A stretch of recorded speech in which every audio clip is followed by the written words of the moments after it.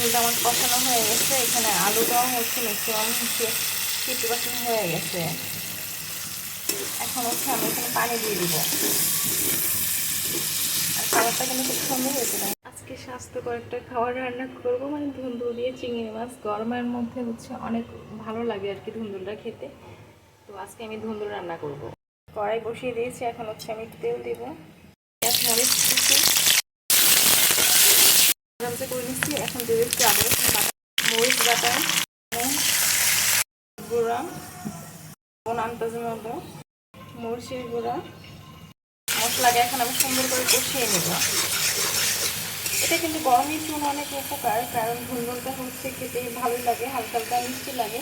আর গরমের মধ্যে কিন্তু এটা এখন প্রচণ্ড গরম পড়ছে। আর এই গরমের মধ্যে কিন্তু ধুন্দুল দিয়ে চিংড়ি মাছ, পাতলা যেটাই দিয়ে খান না কেন, পাতলা ঝোল কিন্তু খেতে ভালোই লাগে। আপনার সাথে আমি চিংড়ি মাছটাও দিয়ে একটু ভেজে নেব।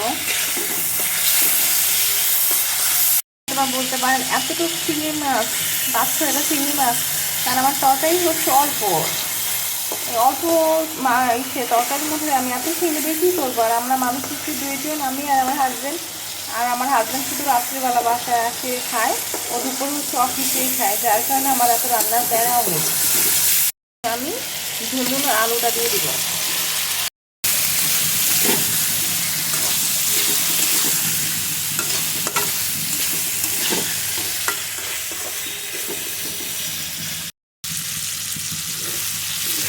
ঝুনঝুনটা আমার কষানো হয়ে গেছে। এখানে আলুটাও হচ্ছে ম্যাক্সিমাম হচ্ছে 50% হয়ে গেছে।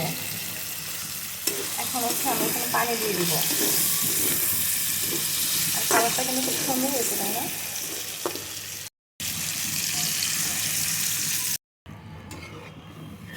এটা এখন হোক।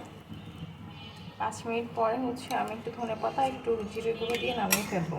কারণ আমি একটু ঝোল করবো, যার কারণে আমি শুকাবো না। আর আমি ঝোল পানিটা কিন্তু কম দিয়েছি।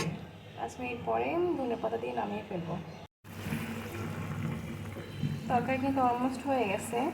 এখানে হচ্ছে আমি একটু ভাজা জিরার গুঁড়াটা দিলাম। ভাজা গুঁড়া কিন্তু মানে তরকারি দিলে কিন্তু সুন্দর একটা স্মেল আসে। আর ভাজা জিরার গ্রানটা আমার কাছে অনেক ভালো লাগে। আর ধুন্দুল বা যে কোনো মানে গরমের যে তরকারিগুলো আছে ওতে জিরা ভাজাটা দিলে ভালোই লাগে খেতে। যাই হোক, এখন হচ্ছে আমি ধনেপাতা দিব। ধনেপাতা কুচি।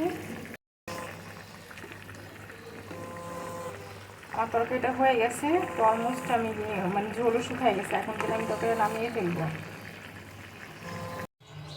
ধুন্দুল দিয়ে চিংড়ি মাছ আর আলু দিয়ে একটা ঝোল গরমের মধ্যে অনেক মজাদার খাবার। আর এই হচ্ছে করলা ভাজি।